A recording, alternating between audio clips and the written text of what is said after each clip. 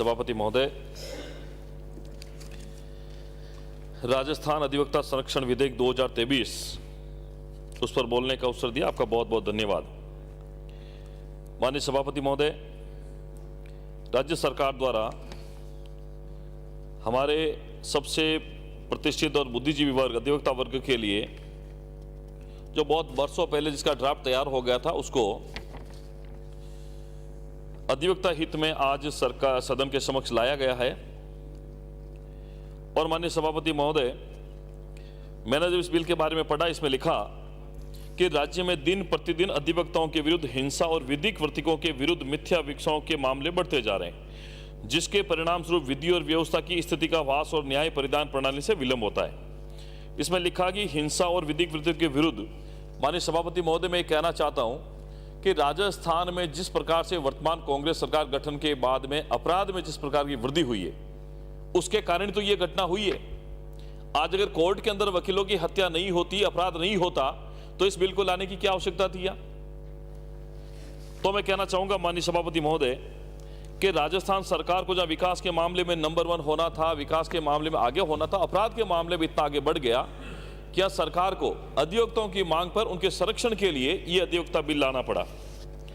और माननीय सभापति महोदय, जो हमें मूल बिल दिया गया था, उसके बाद जब अधिवक्ताओं का दबाव पड़ा, बार काउंसिल का दबाव पड़ा, तो उन्होंने इस बिल में 3 मुख्य रूप से क्लॉज जो चेंज किए हैं, उसके बारे में निवेदन करूंगा माननीय सभापति महोदय। क्लॉज 3, क्लॉज 9 और क्लॉज 11। इसमें क्लॉज 3 जो कहता है, prohibition of assault, grievous hurt, criminal force and criminal intimidation, उसको offence, advocate shall be an offence. उसके बाद क्लॉज 9 में उसको आपने डिलीट कर दिया। क्लॉज 11 में, in clause 11 of the Rajasthan advocate protection bill 2023, bill number 13 of 2023, for the existence expression 3 years in the expression 2 years be substituted. ये उसके बाद में जब बिल सदन में रखा गया, उसके बाद में जब बार काउंसिल का दबाव पड़ा, उसके बाद में ये कुछ संशोधन, री अमेंडमेंट करके वापस हम सबको दिया गया। और माननीय सभापति महोदय, मैं ये निवेदन करना चाहूँगा, मैं भी एक वकील हूँ, मैंने भी प्रैक्टिस की है।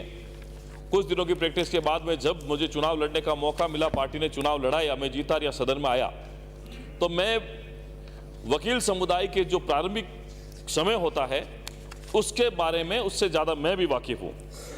और हमारा संविधान कहता है, हमारा लोकतंत्र कहता है कि कोई भी व्यक्ति ज्ञान के अभाव में और पैसे के अभाव में न्याय से वंचित नहीं रहे। ये पूरे भारत देश में प्रत्येक उस ग्रामीण क्षेत्र में बैठे व्यक्ति के लिए है कि उसके पास पैसा नहीं है, उसको ज्ञान की जानकारी नहीं है, तो वो न्याय से वंचित नहीं रहना चाहिए। और इसलिए जब 2 पक्षों के बीच में विवाद होता है, तो अधिवक्ता वर्ग एक ऐसा वर्ग है जो हम सबको पैरवी करने के लिए कोर्ट के माध्यम से हमारी मदद करते हैं, और उसको बहुत बुद्धिजीवी माना जाता है, और उनके संरक्षण को अधिकार भी मैं मानता हूं कि उनको मिलना चाहिए। और माननीय सभापति महोदय, राजस्थान के माननीय उच्च न्यायालय से लेकर समस्त अधीनस्थ न्यायालय में पिछले महीनों से हड़ताल चल रही, स्ट्राइक चल रही है, और ये बार काउंसिल के आह्वान पर वर्क सस्पेंड चल रहा है। और इस प्रकार का वातावरण मैंने पहली बार देखा कि राजस्थान में न्यायिक कार्य का बहिष्कार किया जा रहा वकील समुदाय के द्वारा। ये स्थिति दोबारा नहीं बने, अधिवक्ताओं के हित में फैसला हो, और जो आप बिल लेकर आए, इसको और सशक्त कैसे बनाया जाए, अधिवक्ता हितैषी कैसे बनाया जाए, इस पर जोर देने की आवश्यकता है। माननीय सभापति महोदय, मैं जब कुछ वकीलों से बात करता, आपने जब बिल रखा, कुछ अधिवक्ता वर्ग से मेरी बात हुई, बार काउंसिल को सीनियर लोगों से मेरी बात हुई। उन्होंने कहा था कि इससे जो संशोधन बिल आप लेकर आए, अधिवक्ता संरक्षण विधेयक, उसके बारे में आपने कहा पहले तो न्यायालय परिसर जो शब्द था उसका विस्तार किया जाना चाहिए, आपने कर दिया, बहुत बहुत धन्यवाद आपका। इसमें सब लोग बता रहे कि धारा 4 के अंदर पुलिस अगर उचित समझे वो शब्द हटना चाहिए, उसको हटाने के लिए मैं आपसे निवेदन करता हूं। और एक धारा 6 के अंदर संज्ञेय शब्द के साथ में गैर जमानती शब्द जुड़ना चाहिए माननीय सभापति महोदय। और तो और धारा 9 जिसको आपने डिलीट कर दिया, कर्तव्य और निर्वहन के दौरान शब्द को और विस्तृत करने की आवश्यकता है। और मैं समझता हूं माननीय सभापति महोदय, जब 3 क्लॉज आपने और इसमें रीअमेंड किए, उससे पहले तक जब मैं बस 1 मिनट खत्म कर रहा हूं, मैं इसी बिल पे आ रहा हूं, तो मैं समझता हूं माननीय सभापति महोदय कि इसमें डिस्चार्ज ऑफ ड्यूटी केवल कोर्ट में ही होती है, केवल कोर्ट टाइम में कोर्ट से घर जाते समय छुट्टी के दिन एडवोकेट किसी ड्यूटी में नहीं होता, इसलिए लागू नहीं होगा। अर्थात 365 दिन में से लगभग 175 दिन ही न्यायालय खुलता है। उन वकील समुदाय को तभी प्रोटेक्शन मिलेगा, वह भी न्यायालय के अंदर रहेगा जब आपने इसमें संशोधन किया। आपको बहुत बहुत धन्यवाद। और माननीय सभापति महोदय, आपने इसको बेलेबल बनाया। मैं समझता हूं कि इसको नॉन बेलेबल बनाने की आवश्यकता है।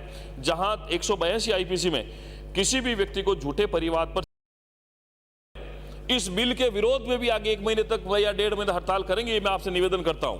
और बस अंतिम बात माननीय सभापति, मैं ये कहूंगा, ये जो बिल लेकर आए, मैं समझता हूं कि जूनियर एडवोकेट जितने भी हैं, जो अपने एनरोलमेंट से लेकर जो 2-3 साल तक की प्रैक्टिस करते हैं, उनको अधिवक्ता कल्याण परिषद के माध्यम से 10,000 8,000 रुपए के करीब का मासिक भत्ता उनको दिया जाए। और उसके साथ में प्रत्येक जो बार जो चैम्बर बने हुए हैं, बार के जो बने हुए हैं, उनके संसाधनों को विकसित किया जाए। अधिवक्ता पक्षकार पक्ष के लिए वाद कक्ष बनाया जाए, चैम्बर का निर्माण किया जाए, पीने का पानी, स्वच्छ टॉयलेट, सीसीटीवी कैमरे और स्टेशनरी आदि उपलब्ध कराए जाएंगे। तो मैं समझता हूं कि अधिवक्ताओं के हित के लिए ये जो कानून आप लोग लेके आए, उसमें कुछ और संशोधन करने की आवश्यकता है। आप 5 स्टार होटल में बुलाएं, उनको कम से कम 5 स्टार होटल से कम का खाना नहीं खिलाएं। यही मैं आपसे निवेदन करता हूं। बहुत बहुत धन्यवाद माननीय अध्यक्ष महोदय, सभापति महोदय। Thank you.